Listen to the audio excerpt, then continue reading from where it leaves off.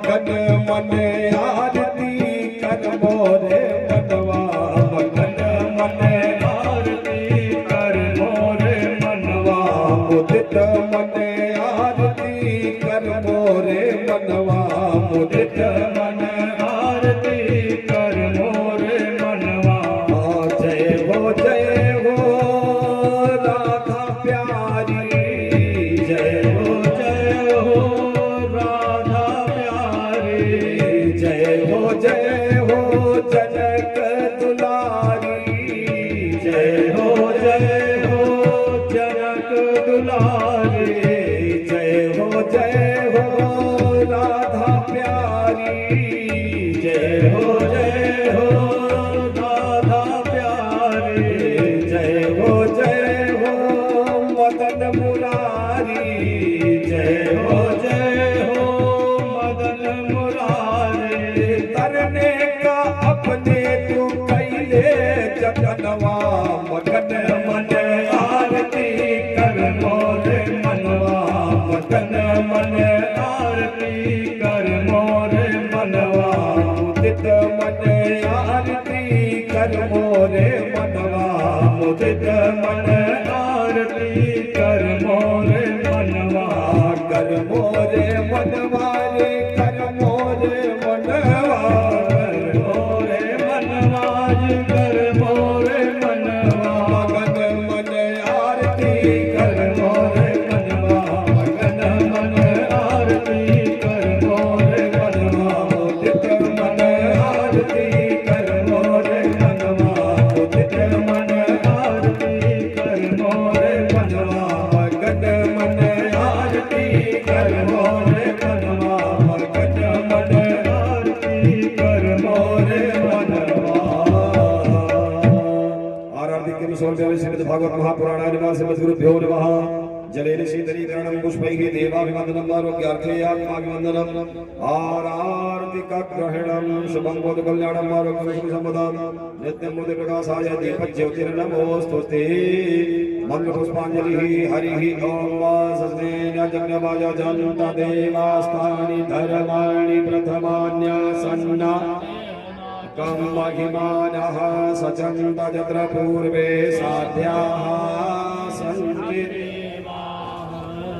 सेवन्तिका पकुल चंपक पाटलाब्जै पुन्नागजाति करवीर पुष्पै बिल्वा प्रबाल तुलसी दल मंजरे भेस्वां पूजयामि जगदीश्वर मे प्रसीद नाना सुगंध पुष्पाणि यथा कालोद्भवानि च पुष्पाञ्जलिर्मया दत्तो गृहाण परमेश्वर श्री राधा कृष्णाभ्याम सांगाभ्याम सपरिवाराभ्याम सयुधाभ्याम ससंगिकाभ्याम सवाहनाभ्याम जुगल चरण कमले सुमन पुष्पांजलिं समर्पयामि प्रार्थना पूर्वकं नमस्करोमि प्रणमामि च नमः सर्वहितार्थाय जगदाधार हेतवे साष्टांगोऽयं प्रणामस्ते प्रयत्नेन मया कृतः बोलिए भागवत भगवान की जय पूज्य सद्गुरुदेव भगवान की जय राधा रमण बिहारी लाल की जय प्रेम से बोलो गंगा मैया की जय बेड़ी माधव भगवान की जय हो तीर्थराज प्रयाग महाराज की नमः पार्वती पतये हर हर महादेव। सभी लोग बड़े प्रेम से अपनी अपनी कक्षा में बैठ जाएं। माताएं अपनी कक्षा में श्यामा खंड में विराजित हो जाए। भैया लोग श्याम खंड में बैठ जाए और जो नीचे नहीं बैठ जाते नहीं बैठ पाते हो कुर्सी पर बैठ जाए लेकिन बैठ जाए और बैठ करके बड़े प्रेम से महाराज श्री के मुखारविंद से प्रवाहित दिव्य वैदांतिक कथा मंदाकिनी में निमज्जन करें और अपने मन को मनमोहन से जोड़े, तभी आपको शाश्वत आनंद प्राप्त होगा। बोलिए सच्चिदानंद भगवान की जय हो। आइए सब लोग मिलकर के श्री चरणों में प्रणति पुरस्कार निवेदन करें कि आज की दिव्य भागवती सभा में हम सब उपस्थित हैं और महाराज श्री अमृत की धवल और यह अमल गंगा जो बहा रहे हैं हम सबको इस पे निमज्जन कराएं। बोले गुरुदेव भगवान की जय हो।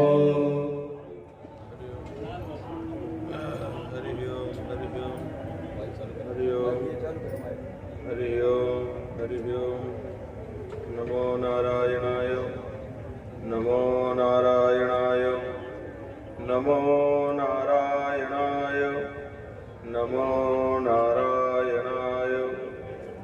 ओम श्री परमात्मने नमः। श्रीमद्गुरुचरणकमलेभ्यो नमः। नमो गुरुभ्यो गुरुपादुकाभ्यो नमः। परेभ्यः परपादुकाभ्यः आचार्य सिद्धेश्वर पादुकाभ्यो नमोस्तु नारायण पादुकाभ्यः। नारायणं पद्मभवं वसिष्ठं शक्तिं च तत्पुत्रपराशरं च व्यासं सुखं गौडपदं महान्तं गोविन्दयोगीन्द्रमथास्य शिष्यं श्रीशङ्कराचार्यमथास्य पद्मा पादं च हस्तामलकं च शिष्यं तन्त्रोटकं वार्तिककारमन्यान् अस्मद्गुरून् सन्ततमानतोऽस्मि। श्रुतिस्मृतिपुराणानाम् आलयं करुणालयं नमामि भगवत्पादं शङ्करं लोकशङ्करम्। शङ्करं शङ्कराचार्यं केशवं बादरायणं सूत्रभाष्यकृतौ वन्दे भगवन्तौ पुनः पुनः। ईश्वरो गुरुरात्मेति मूर्तिभेदविभागिने व्योमवद्व्याप्तदेहाय दक्षिणामूर्तये नमः। गुरुर्ब्रह्मा गुरुर्विष्णुः गुरुर्देवो महेश्वरः गुरु साक्षात् परब्रह्म तस्मै श्री गुरवे नमः। ध्यानमूलं गुरोमूर्तिः पूजामूलं गुरोपदं मन्त्रमूलं गुरोर्वाक्यं मोक्षमूलं गुरोकृपा। दुर्लभविषयत्याग दुर्लभं हरिदर्शनं दुर्लभा सहजावस्था सद्गुरोः करुणां विना। अज्ञानगाढान्धतमोपहाभ्यां विवेकविद्याविनयप्रदाभ्यां विश्वेशतत्त्वप्रतिबोधिकाभ्यां नमो नमः श्रीगुरुपादुकाभ्याम्। सिन्दूरारुणविग्रहां त्रिनयनां माणिक्यमौलिस्फुरत् तारानायकशेखरां स्मितमुखीं मापीनवक्षोरुहां पाणिभ्यामलिपूर्णरत्नचषकं रक्तोत्पलं बिभ्रतीं सौम्यां रत्नघटस्थरक्तचरणां ध्यायेत् पराम् अम्बिकाम्। दक्षिणे लक्ष्मणो यस्य वामे च जनकात्मजा पुरतुर्मारुतिर्यस्य तं वन्दे रघुनन्दनम्। अतुलितबलधाममहेमशैलावदेहं धनुजवनकृशानं ज्ञानिनामग्रगण्यं सकलगुणनिधानं वानराणामधीशं रघुपतिप्रियभक्तं वातजातं नमामि। नमामि गंगे तव पादपङ्कजं सुरासुरैः वन्दितदिव्यरूपं भुक्तिं च मुक्तिं तु ददासि नित्यं भावानुसारेण सदा नराणां। माता शैलसुता सपत्नी वसुधा शृङ्गारहारावली स्वर्गारोहण वै जयन्ति भवती भागीरथीं प्रार्थये। त्वत्तीरे वसदस्त्वदम्बुपिबतस्त्वद्वीचिषुप्रेङ्खत त्वन्नाम्ना स्मरतस्त्वदर्पितदृशः श्यान्मे शरीरव्ययः। बंसी विभूषितकरान्नवनीरदाभात् पीताम्बराधरुणबिम्बफलाधरोष्ठात् पूर्णेन्दुसुन्दरमुखात् अरविन्दनेत्रात् कृष्णात् परं किमपि तत्त्वमहं न जाने। सच्चिदानन्दरूपाय विश्वोत्पत्त्यादिहेतवे तापत्रय विनाशाय श्रीकृष्णाय वयं नमः। यं प्रव्रजन्तमनुपेतमपेतकृत्यं द्वैपायनो विरह कातराजुहाव पुत्रेति तन्मयतया सर्वोऽभिनेन्दुः तं सर्वभूतहृदयं मुनिमानतोऽस्मि। जन्माद्यस्य यतोऽन्वयादितरतश्चार्थेष्वभिज्ञस्वराट् तेने ब्रह्महृदाय आदिकवये मुह्यन्ति यत्सूरयः। तेजो वारिमृदां यथा विनिमयो यत्र त्रिसर्गो मृगा धाम्ना स्वेन सदा निरस्तकुहकं सत्यं परं धीमहि। सत्यं परं धीमहि। सभी बोले सत्यं परं धीमहि। सत्यं परं धीमहि। सत्यं परं धीमहि। सत्यं परं धीमहि। सत्यं परं धीमहि। सत्यं परं धीमहि। सत्यं परं धीमहि। सत्यं परं धीमहि। सत्यं परं धीमहि। सत्यं परं धीमहि। सत्यं परं धीमहि। सत्यं परं धीमहि। सत्यं परं धीमहि। सत्यं परं धीमहि। राम जय राम जय जय राम। श्री राम जय राम जय जय राम। राम जय राम जय जय राम। श्री राम जय राम जय जय राम। राम जय राम जय जय राम। श्री राम जय राम जय जय राम। राम जय राम जय जय राम। श्री राम जय राम जय जय राम। राम जय राम जय जय राम। श्री राम जय राम जय जय राम। सच्चिदानंद भगवान की जय हो। सद्गुरुदेव भगवान की जय हो। धर्म की जय हो। अधर्म का नाश हो। प्राणियों में सद्भाव हो। विश्व का कल्याण हो। गौ माता की जय हो। गौ हत्या बंद हो। वैदिक सनातन धर्म की जय हो। सियावर रामचंद्र जी महाराज की जय हो। उमापति महादेव की जय हो। पवन सुत हनुमान जी महाराज की जय हो। द्वारिकाधीश श्री कृष्णचंद्र जी महाराज की जय हो। सूत्रकार भगवान की जय हो। भाष्यकार भगवान की जय हो। अनंत श्री विभूषित ब्रह्मलीन धर्म सम्राट पूज्यपाद स्वामी श्री करपात्री जी महाराज की जय हो। अनंत श्री विभूषित ब्रह्मलीन पूज्यपाद परम गुरुदेव स्वामी श्री सच्चिदानंदाश्रम जी महाराज की जय हो। अनंत श्री विभूषित ब्रह्मलीन पूज्यपाद गुरुदेव भगवान स्वामी श्री सिद्धेश्वर आश्रम जी महाराज की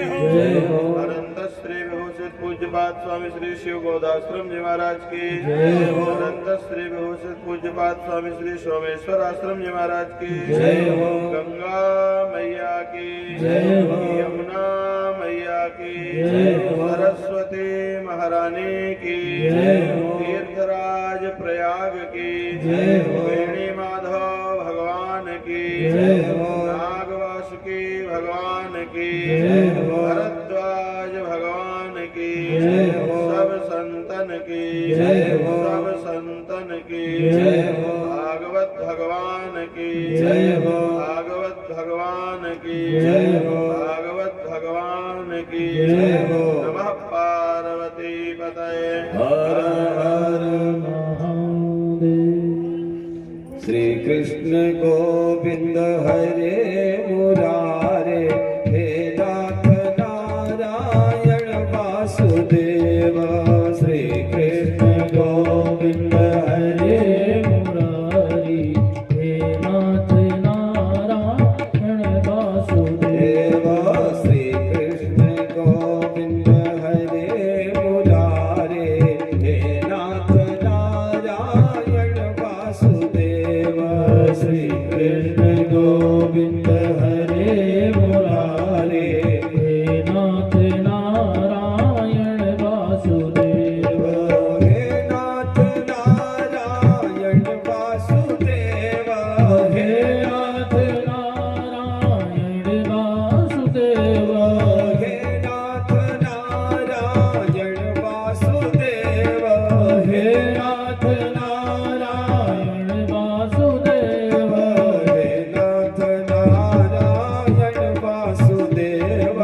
हे नाथ नारायण वासुदेव श्री कृष्ण गोविंद हरे मुरारे श्री कृष्ण गोविंद हरे मुरारे हे नाथ नारायण वासुदेव हे नाथ नारायण वासुदेव एकमात्र स्वामी सखा हमारे सभी लोग बोले स्वामी सखा हमारे एकमात्र स्वामी सखा हमारे एकमात्र स्वामी सखा हमारे हे नाथ नारायण वासुदेव हे नाथ नारायण वासुदेव हे नाथ नारायण वासुदेव हे नाथ नारायण वासुदेव हे नाथ नारायण वासुदेव हे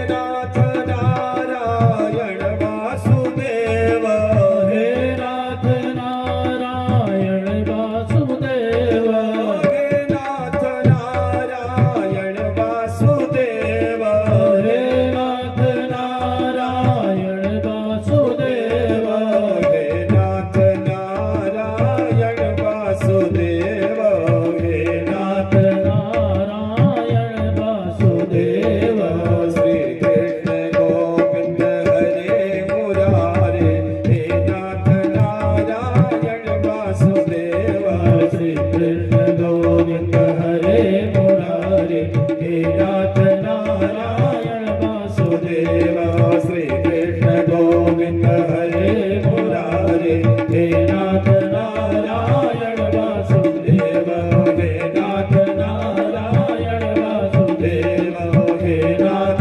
नारायण वासुदेव बोले राधा श्याम की जय। पूज्य सदगुरुदेव भगवान की जय। नमः पार्वती पतये हर हर महादेव। नारायणं नमस्कृत्य नरं चैव नरोत्तमं देवीं सरस्वतीं व्यासं ततो जयमुदीरयेत।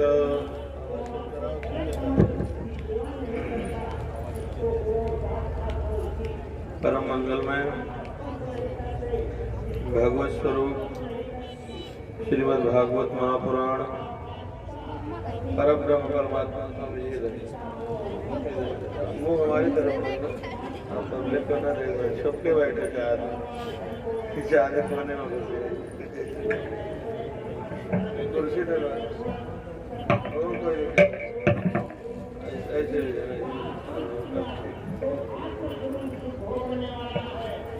परब्रह्म परमात्मा श्रीमन नारायण की शब्द मूर्ति शब्द रूप भगवान का ये श्रीमद् भागवत है। भागवत के भगवान वाणी रूपी गरुड़ में बैठकर श्रोता के कान के मार्ग से हृदय रूपी भवन में उतरा करते हैं और जो जन्म जन्मांतर की गांठें हैं हृदय में संस्कारों की अच्छी जो बुरी गांठें हैं अच्छी ग्रंथियों का संवर्धन कर देते हैं और बुरी ग्रंथियों का नाश कर देते हैं परमात्मा। कई कई जन्म के जो पाप कर्म हैं जो बिना भोगे नहीं छूटने हैं उनका एकमात्र उपाय बताया भगवान की कथा का श्रवण और भगवान के नाम का उच्चारण। तो तीर्थराज प्रयाग की इस पावन भूमि में बैठ करके नारायण माँ गंगा के सानिध्य में उनकी गोद में बैठ के भागवत के द्वारा परमात्मा का चिंतन करने का जो सुंदर सुअवसर जीवन में मिला है ये जीवन का स्वर्णिम समय है। अन्य कार्यों में चाहे जितने साल चाहे जितने महीना चाहे जितने घंटा लगा दो उनसे थोड़ी सी कुछ भौतिक चीजें तो मिल सकती हैं, लेकिन परम कल्याण की इच्छा उससे नहीं की जा सकती। और सत्संग से यहाँ तो थोड़ी देर भी अगर समय लगा दिया नारायण, उस थोड़े से भी लगाए हुए समय से कौन सी बात दिमाग को पसंद आ जाएगी, मन को रुच जाएगी और उससे पूरे जीवन परिवर्तित हो जाएगा।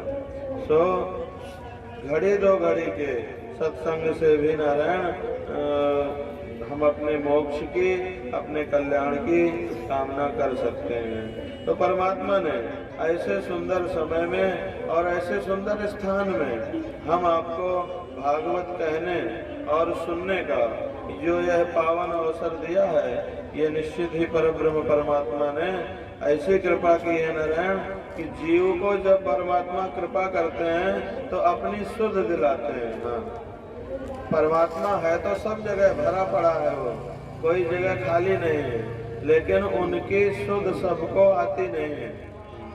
जब बहुत कृपा करते हैं तो अपना बोध कराते हैं कि मैं इस तरह का हूँ और मेरा इस तरह से ध्यान करो। ये परम कृपा होती है, परमात्मा के स्वरूप का ज्ञान मिले और उनका ज्ञान मिलना ही परमात्मा मिलना है। क्योंकि परमात्मा कभी हमसे दूर हुए हो, अलग हुए हो तो मिलना हो। परमात्मा से आप अलग हो तो ये हो कि छूट के रहे भगवान हम मिल जाए। जो चीज हमेशा संग में है उसको मिलना क्या है नारायण, उसकी तो याद आना ही उसको पाना है, उसका स्मरण आ जाए और उसके रूप का ज्ञान हो जाए। ताकि वो रूप वाला नहीं है, लेकिन जैसा भी है वैसा उसका ज्ञान हो जाए नारायण। परमात्मा का ज्ञान ही परमात्मा की प्राप्ति है। तो भागवत के द्वारा हम आपको परमात्मा के विविध रूपों का, वो कितने दयालु हैं, कितने कृपालु हैं, भक्तों के साथ वो कैसा व्यवहार करते हैं और उनके भक्त उनकी भक्ति करके क्या क्या प्राप्त कर लेते हैं, ये सब चीजें भागवत में बताई जाती है नारायण। भगवान की ही महिमा बताई जाती है कि भगवान की भक्ति करना, भगवान की महिमा जानना, असलियत में ये अपनी ही महिमा जानना है। हाँ, अपने आत्मा को, आत्मा की शक्ति का, आत्मा के स्वरूप का बुद्धि में बोध नहीं होता। तो हम परमात्मा कह करके उनकी भक्ति करके उनके रूप, उनके गुण, उनके कार्य के बारे में जानते हैं और जान करके नारायण उनको जो नित्य उपलब्ध हैं उन्हें प्राप्त हो जाते हैं। कल तक आप सबको 3 स्कंदों की कथा सुनाई गई, आज चतुर्थ स्कंद में प्रवेश करेंगे। तो चतुर्थ स्कंद में नारायण आज पहले दक्ष के वंश का वर्णन है नारायण। स्वयंभू मनु की कन्याओं का वर्णन है और उसी में नारायण दक्ष की कन्याओं का वर्णन है, जिसमें शंकर जी के मना करने पर भी भगवती अपने पिता के यज्ञ में जाती हैं और परिणाम स्वरूप अपनी देह को उन्हें त्यागना होता है, देह त्याग करती हैं। तो शिव की महिमा भी इसमें गाई गई है। 7 तरह की शुद्धियां होती हैं। ये 7 शुद्धि नारायण जब हो जाती हैं तो जीव का तत्क्षण कल्याण हो जाता है। पहली होती है देश शुद्धि, माने देश माने स्थान, जगह की शुद्धि हो। दूसरी होती है काल शुद्धि, समय की शुद्धि, मंत्र शुद्धि, देह शुद्धि, विचार शुद्धि, इंद्रिय शुद्धि और द्रव्य शुद्धि।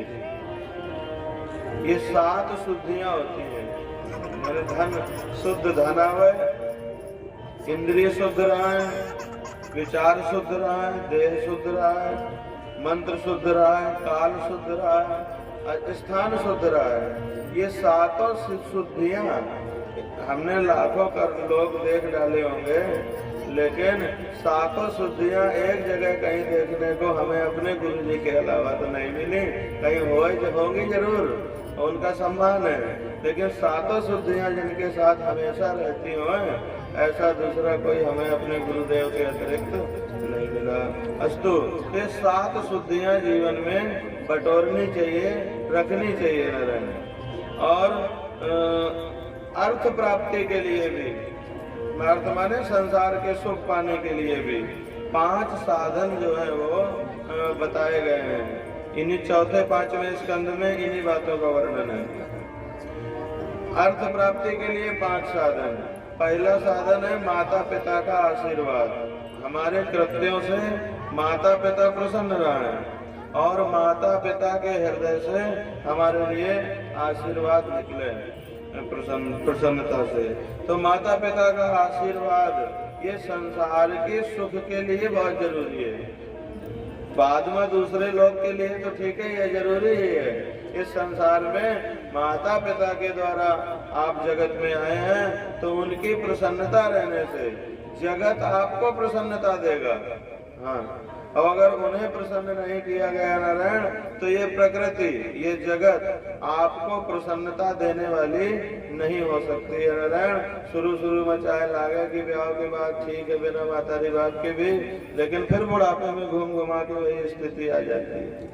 तो इसलिए माता पिता की प्रसन्नता बहुत आवश्यक है संसार में सुखी रहने के लिए। और दूसरी गुरु कृपा बहुत जरूरी है। देखो ये मानव शरीर जो है, इस शरीर में मैं जैसा कुछ है नहीं। थोड़ी सी माटी है शरीर में, थोड़ी सी पानी है, थोड़ी सी हवा है, थोड़ी सी आकाश है, थोड़ी सी अग्नि है। भूख लागे तो जो पेट में जलने लगती है, थोड़ी सी अग्नि है। इन 5 को निकाल दें तो क्या बचेगा जीवन शरीर में। तो ये शरीर हमारा पृथ्वी से चल रहा है, जल से चल रहा है, सूर्य से चल रहा है। सूर्य के ही अंदर के जीव हैं हम सब, सूर्य से चल रहा है। ऐसे ही सिर्फ पृथ्वी, सूर्य, पानी और पवन ये तो दिखाई देने वाली चीज है। 9 ग्रहों की शक्ति से चल रहा है। सूर्य की किरणें जैसे जीवन को चलाने में सहयोगी हैं, चंद्रमा की किरणें जैसे अब बीज को अंकुर बनाना, फिर पौधा बनाना, फिर उसको बढ़ाना, फिर उसमें फल लगाना, ये चंद्रमा की किरणों से होता है। तो जैसे चंद्रमा की किरणें प्रकृति को चलाने के लिए जरूरी हैं, ऐसे मंगल ग्रह का भी थोड़ी सहयोग है जीवन में। सूर्य का सहयोग है, सोम माने चंद्रमा का सहयोग है, मंगल का भी सहयोग है, बुध का भी सहयोग है, और एक गुरु है, एक ग्रह है बृहस्पति, गुरु और शुक्र, शनि, राहु, केतु, इन सबके किरणों से, इन सबके प्रभाव से ये जीवन चला करता है नारायण। सूर्य को निकाल दे कहीं जीवन चले तो नहीं चलेगा। सबके कुंडली में होते हैं ना सब ग्रह, तो सब उसके अधीन चलते हैं। सूर्य दिखाई देते हैं, चंद्रमा दिखाई देते हैं, और ग्रहों को लोग देख नहीं पाते। तो बृहस्पति जो है नारायण वो बुद्धि का कारक होता है। पूरा जीवन निर्णय पर ही आधारित होता है।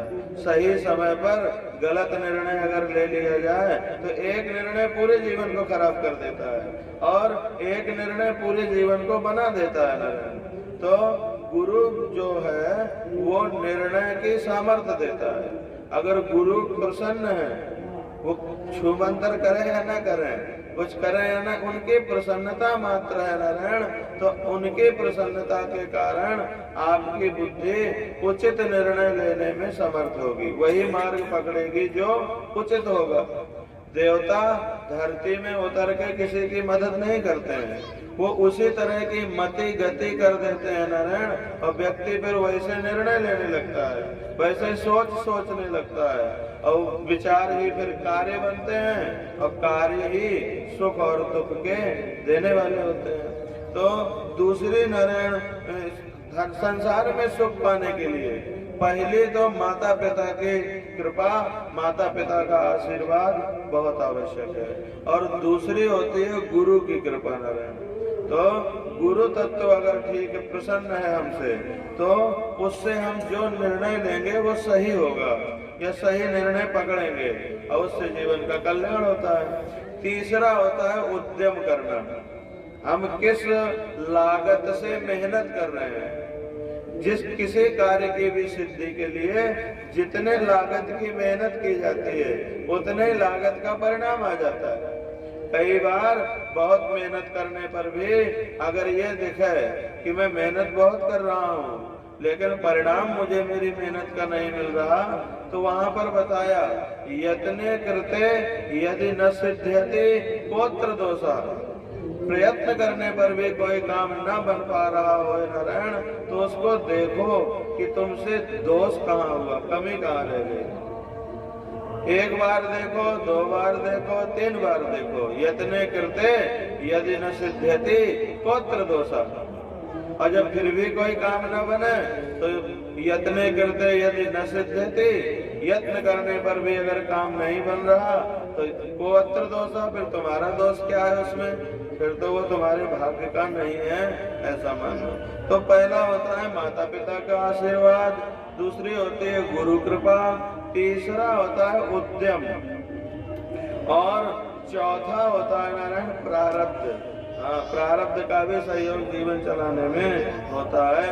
और पांचवा होता है अपने इष्ट पर श्रद्धा और अपने इष्ट की कृपा। इष्ट पर जैसी श्रद्धा जितनी होगी तुम्हारी, वो उतने ही तुम्हारे लिए कृपालु होंगे, शक्तिशाली होंगे। तो इन 5 प्रकार के साधनों से नारायण उत्तमता की उत्तम प्राप्ति हुआ करती है नारायण। आगे आज कथा ध्रुव की आएगी। ध्रुव पर ये 5 कृपाएं हुई, 5 कृपाएं हुई। ध्रुव को परमात्मा की माने संसार के सबसे बड़ा राज्य मिला, सम्राट बने, 36,000 साल तक सम्राट बन के रहे। और शरीर धरती में नारायण उनकी आयु पूरी होने के बाद शरीर सहित आज भी वैकुंठ लोक शिशुमार चक्र में ध्रुव जी ध्रुव लोक में रहते हैं। तो ध्रुव के ऊपर 5 कृपाएं हुई हैं, जिसके कारण ध्रुव संसार के राज्य को तो पाए ही हैं, संसार की समृद्धि को तो पाए ही हैं, वो जो संसार के ऊपर लोकोत्तर समृद्धि है उसको भी पाए हैं, आज भी विराजमान है।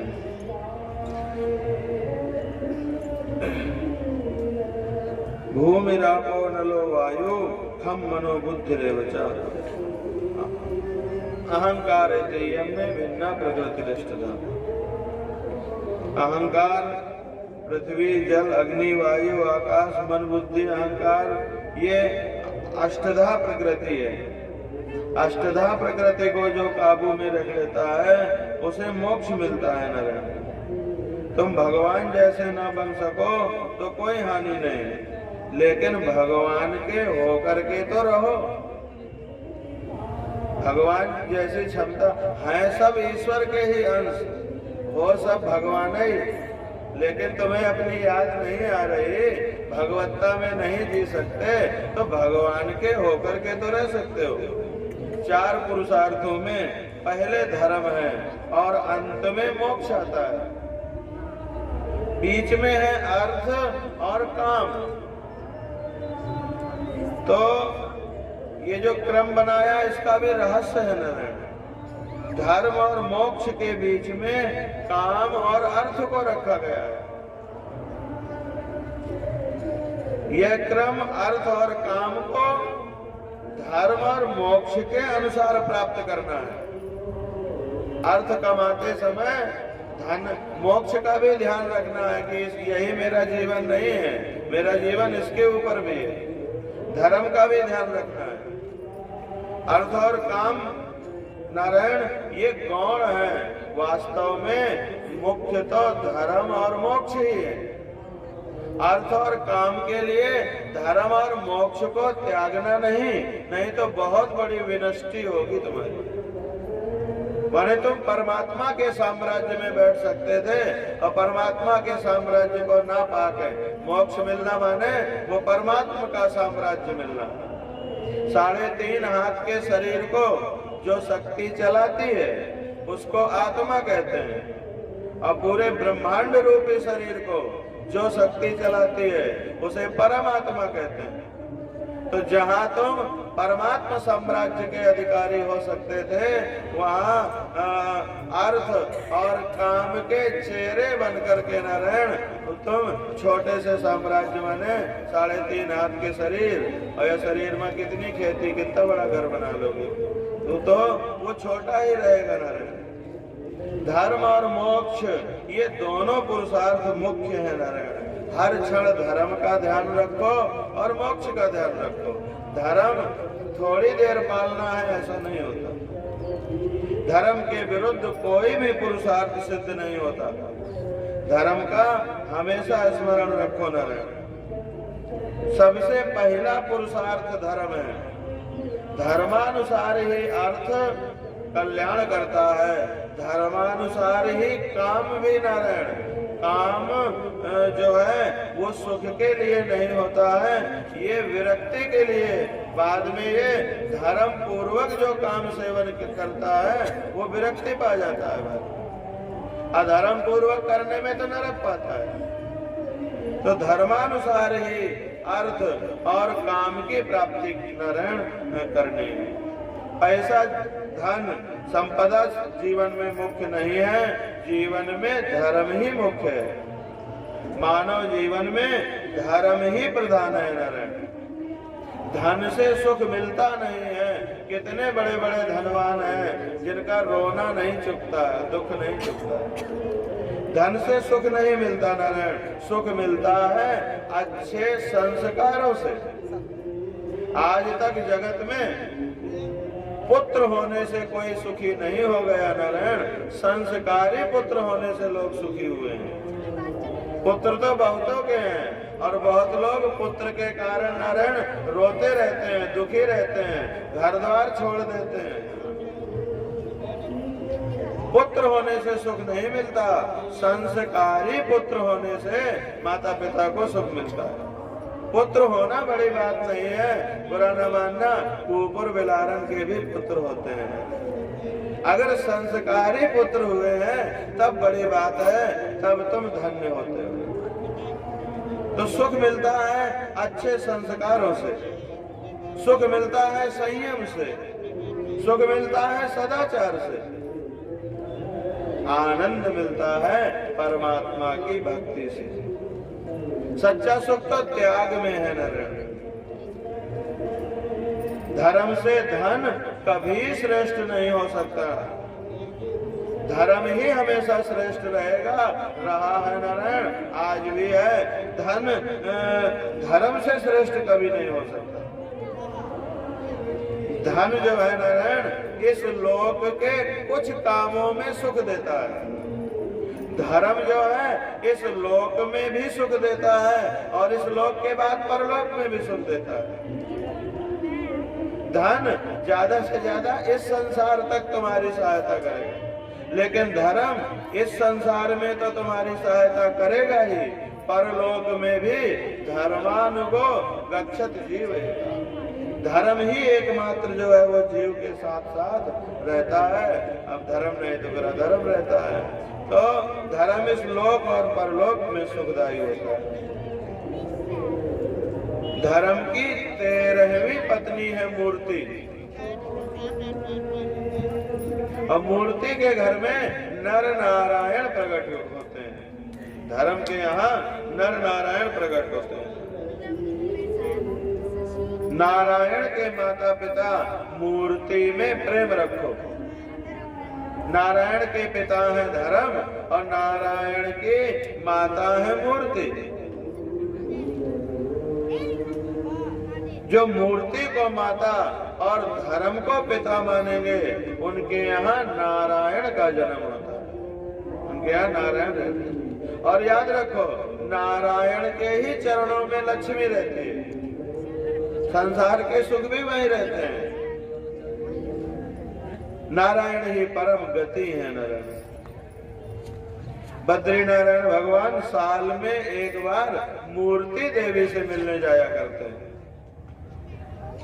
धर्म पिता है, मूर्ति माता है। अगर धर्म का निरंतर पालन करोगे तो आपके घर नारायण प्रकट होंगे। दक्ष प्रजापति की छोटी कन्या सती के विवाह का भागवत में वर्णन आता है। कथा तो आप सब जानते ही हैं, सुनी ही है नारायण। दक्ष प्रजापति पद को प्राप्त किए थे। एक बार तारक नाम का एक महाअसुर हुआ। वो किसी से भी नहीं मर रहा था। देवताओं से भी उसकी मृत्यु, देवताओं को उसने हरा दिया था नारायण। भगवान के पास गए, आप मारो विष्णु भगवान। भगवान कहते हैं हमसे नहीं मरेगा ये। शंकर जी से कहा आप मारो, शंकर जी कहे मैं भी नहीं मार पाऊंगा इसे। अब कौन मारेगा? बोले शिव पुत्र के द्वारा इसकी मृत्यु होगी। शिव के बड़े पुत्र के हाथों ये मरेगा। शंकर जी विवाह करें, तब शंकर जी के पुत्र हो। शिव तो नित्य समाधि में रहने वाले हैं, सबने स्तुति करी है। शंकर जी ब्याह को राजी नहीं हुए। शंकर जी राजी नहीं हुए तो कामदेव को भेजा, आप जाके इनको ब्याह का मन बनाओ। कामदेव बेचारे गए, अपने 5 बाण मारे हैं। शंकर जी पर तो कोई प्रभाव नहीं पड़ा। कामदेव ही शिव की एक आंख, एक दृष्टि से ही नारायण जल करके भस्म हो गए। अब क्या होगा? देवताओं की सबसे बड़ी, इंद्र की सबसे बड़ी जो शक्ति है वो भी फेल हो गई। अब क्या हो? तो बोले ब्रह्मा जी की 4 खोपड़ी है, बहुत दिमाग है उनके। उन्होंने बताया कि अगर जो महाप्रकृति है, जगदम्बा है, जगदम्बा खुद शिव को रिझाए, मनाए, तपस्या करे तो शंकर मान सकते हैं। उनके अलावा संसार में कोई उन्हें मना सकता नहीं है। तो बोले पहले जगदम्बा की तपस्या करो। कौन तपस्या करेगा? भगवती अम्बा की। दक्ष प्रजापति ने हाथ उठाया है, मैं करूंगा। दक्ष ने बहुत तप किया है नारायण। विंध्याचल में वहां भगवती प्रकट हुई। वरदान मांगो। माता जी मैं चाहता हूं आप हमारी बिटिया बने, हमारी बेटी बन करके आप शिव से विवाह करें। लोक में मेरी कीर्ति होगी, मेरी प्रतिष्ठा होगी। मैं आपको और भगवान शिव को वर अपनी कन्या के रूप में देख के धन्य हो जाऊंगा। और आपसे हुई संतान से तारकासुर मरेगा, जिससे सबका कष्ट दूर होगा।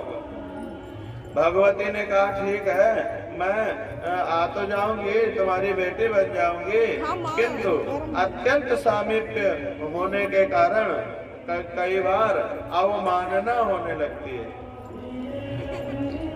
बहुत समीप रहने तो कभी हम चाय पियोगे, कहोगे बिटिया कब धो लाओ, अब अष्टभुजी दुर्गा, और कहोगे जाके कब धो के लाओ। तो अगर तुमने इस तरह किसी भी तरह हमारी अवमानना करी या शिव को दामाद के रूप में पाके कभी उनका अपमान किया, तो उसी क्षण में संबंध विच्छेद करके और उस शरीर का त्याग करके चले जाऊंगी। ठीक है माता जी, ऐसा कभी नहीं होगा। भगवती ने अवतार लिया है नारायण, कन्या बन करके प्रगटी है, सयानी होकर के तपस्या करी है और शंकर जी से विवाह हुआ। शिव को अपने दामाद के रूप में पाके बड़े धन्य हुए हैं। शिव पार्वती का विवाह संपन्न हुआ है नारायण। कुछ कालोपरांत भगवान कार्तिक का प्राकट्य हुआ है और कार्तिक के द्वारा तारकासुर मारा गया है। जब तारकासुर मर गया तो देवताओं को अपना राज्य मिल गया। देवताओं को जब सिंहासन मिला तो देवताओं ने कहा ये राज्य हमें दक्ष की मेहनत से मिला है, इसलिए दक्ष को प्रजापति बना दिया। फ्री में नहीं बनाया था, हाँ उसने बड़ा मेहनत किया था। दक्ष ना तपस्या करते और ना भगवती उनकी बिटिया बनती और ना शंकर जी से ब्याह होता, ना कार्तिक होते और ना देवताओं को राज्य मिलता। तो दक्ष की कृपा से मिला है। हम दक्ष को प्रजापतियों का स्वामी बनाते हैं। दक्ष प्रजापति,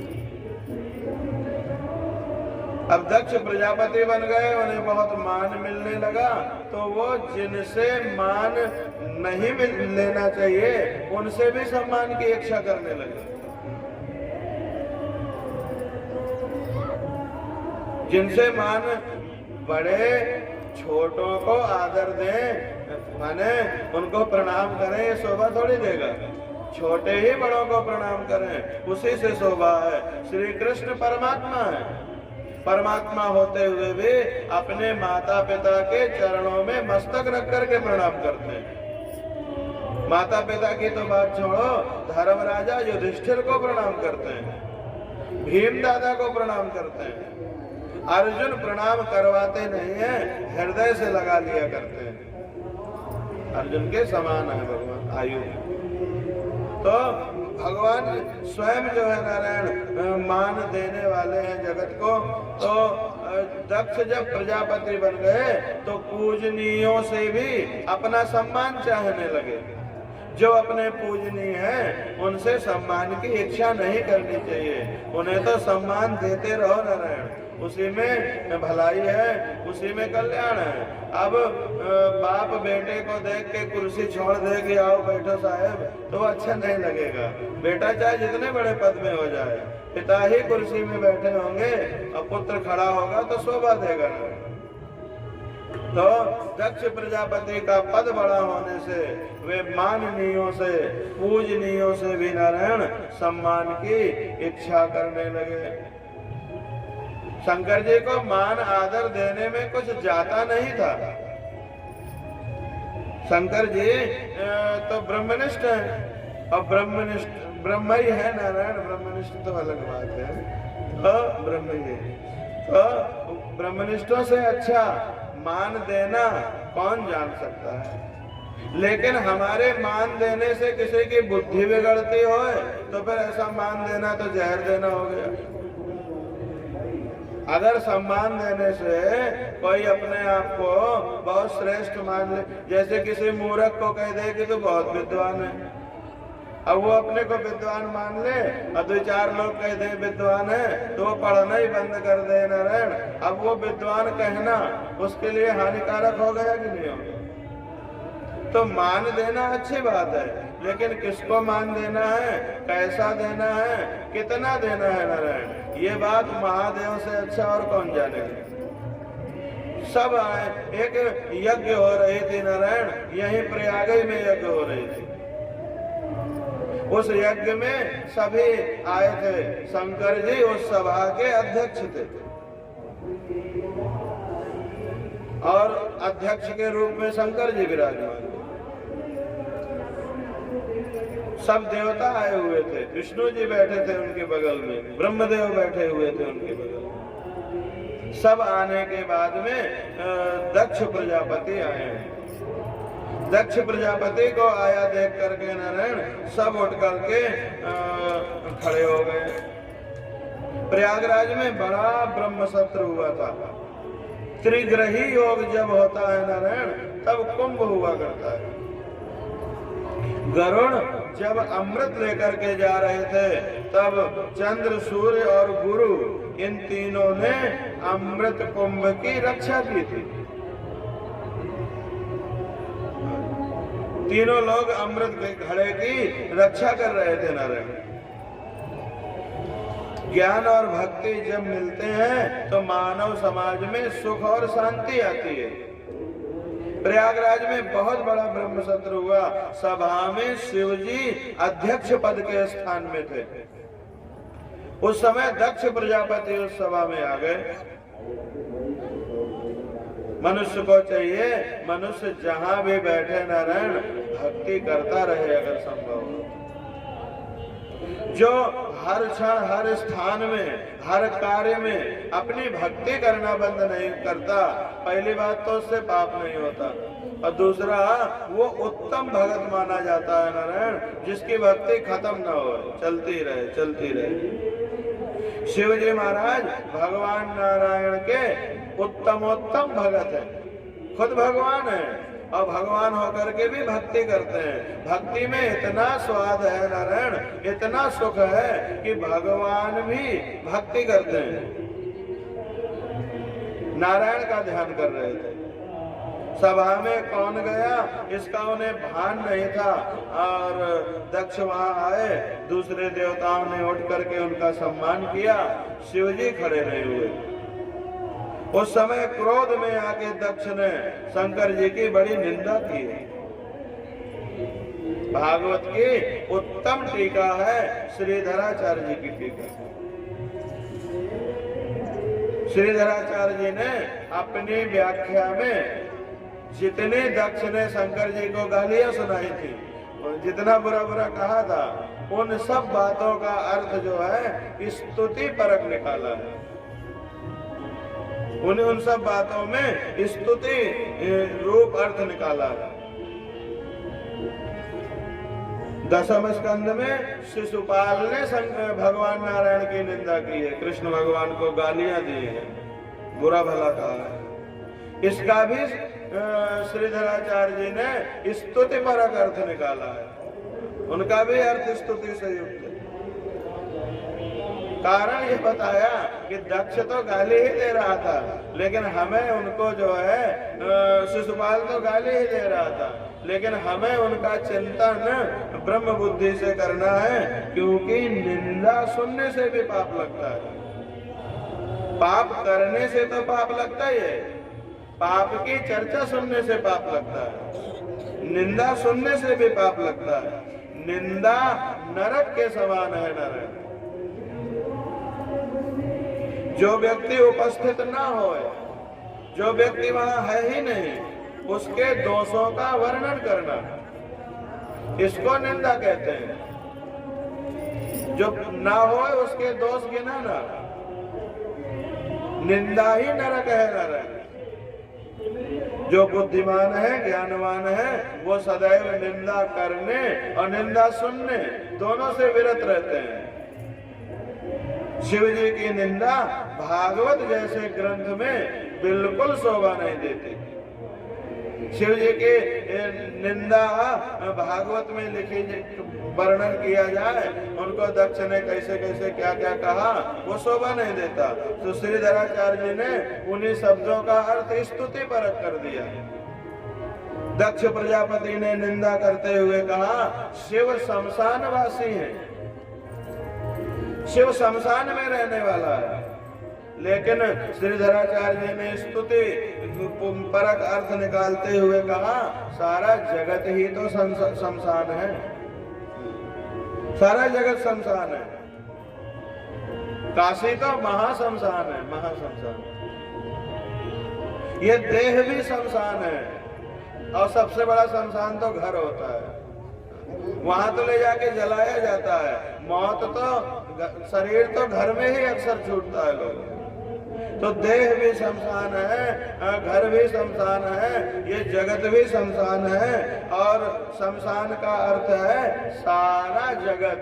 और शंकर जी को कहते हैं तू शमशानवासी है, माने इस जगत की जो परमात्मा है वो तू ही है। शंकर जी संसार की हर चीज में विराजे हुए हैं। सारा जगत शमशान स्वरूप है। शिव जी जगत के प्रत्येक पदार्थ में व्याप्त है। शिव का मतलब होता है जो सबको से पाले। शिव का तात्पर्य वो डमरू त्रिशूल वाले भोले बाबा वो तो है ही है। शिव शब्द का तात्पर्य है जो पूरे जगत को सेता है। तो जगत का छोड़ो, तुम्हारे शरीर को कौन से रहा है? बोले हमारा आत्मा। तो आत्मा ही शिव है। नारायण राम का मतलब होता है जिसमें सभी रमे, जिसमें ये पूरा जगत रम रहा है वो राम है। तो तुम काहे में रमे हो? इतना बड़ा शरीर तुम्हारा, ये काहे में टंगा है, काहे में चल रहा है? तो बोले आत्मा में। तो राम माने तुम्हारी आत्मा होता है। वासुदेव माने जिसमें ये पूरा जगत बसा है, जिसमें जो इस जगत में बसा है और जिसमें ये जगत बसा है वो वासुदेव। तो वासुदेव माने वही तुम्हारी आत्मा। उसी एक आत्मा के कई कई नाम है नारायण। कोई शिव कह के पुकारते हैं, कोई राम कह के पुकारते हैं, किसी को कृष्ण अच्छे लगते हैं। तो जीव के शंकर जी जगत के प्रत्येक पदार्थ में व्याप्त है, ब्रह्म तत्व व्यापक है। इसलिए दक्ष जो कहता है शमशानवासी हो, उसका अर्थ यह है कि इस जगत रूपी पूरे संसार में वो परमात्मा शिव विराजमान है। जीव के पास जब भजनानंद आता है नारायण, ईश्वर के सामीप्यता आती है, तो उसको अभिमान अहंकार ये थोड़ा थोड़ा बाधित करते हैं, और अगर उनमें बन जाए व्यक्ति तो ईश्वर से दूर हो जाता है। दक्ष प्रजापति ने मान की इच्छा की है, शंकर जी को बहुत बुरा भला कहा। शंकर जी ऐसे हैं जो मान और सम्मान दोनों से परे हैं। शंकर जी को कोई बहुत मान दे नारायण तो वो वैसे ही रहते हैं। कोई उन्हें गाली सुना दे, अपमान कर दे, तो जितना खुशी वो मान देने वाले पर होने वाले हैं, उतना ही वो अपमान देने वाले पर भी खुशी हो जाते हैं। कई बार तो ऐसी दंत कथाएं आती है नारायण कि कोई चढ़ गया पत्थर के ऊपर, शिवलिंग के ऊपर चोरी करने, और शंकर जी प्रकट होकर के आशीर्वाद देते हैं। किसी ने पत्थर मारा और लाठी मार दे, और शंकर जी प्रकट होकर उसको वरदान देते हैं। ये महादेव है। शंकर जी ने सोचा बात विवाद बढ़ेगा, यहाँ से उठ के जाने में ही भलाई है। शंकर जी उस स्थान का त्याग करके चले गए कैलाश में। दक्ष को शंकर जी कुछ नहीं बोले, इसलिए और बुरा लगा। जगत में मान चाहते सभी हैं, मान कैसे मिलता है ये सभी जानते नहीं है। विष्णु सहस्त्र नाम में भगवान श्रीमन नारायण के 1000 नामों में आया है अमानी मानदो मान्यो। अगर तुम्हें मान चाहिए तो पहला काम ये करो भैया कि अमानी बन जाओ, मान चाहो ही मत। हाँ, पहली सर अमानी बनो। और दूसरा शब्द आया विष्णु सहस्त्र नाम में आदिगुरु शंकराचार्य के पास। दूसरा शब्द आया है नारायण मान दो, अमानी मान दो, खुद मान चाहो मत और दूसरे को भरपूर मान दो। जो मानद है उन्हें अपने आप मान मिलने लगता है। मान चाहने से मान नहीं मिलता। आप जगत का हित चिंतन करो, उनके बारे में शुभ सोचो, आपको ये जगत शुभ देगा। तो जो अमानी है नारायण, पहले अमानी हो जाते हैं जो, और अमानी होकर दूसरों को मान देने लगते हैं, वो फिर मान्य बन जाते हैं। अमानी मानदो मान्यो। तो अगर मान्य बनना है, माननीय बनना है, तो मान चाहो मत और सबको मान देना शुरू करो, और परमात्मा तुम्हारे जीवन मान से भर देंगे। जगत में नारायण मान चाहने से मान नहीं मिलता, और जगत वालों के मान देने से भी पेट भरता नहीं है। मान तो जब परमात्मा देते हैं, जिसको परमात्मा मान देते हैं उसको मान से अघाई होती है। सो दक्ष प्रजापति मान के भूखे थे। दक्ष ने शिव का अपमान किया है। शंकर जी वहां से चले गए हैं। दक्ष के क्रोध अभी शांत नहीं हुआ। दक्ष ने कहा एक यज्ञ मैं करना चाहता हूं, और उस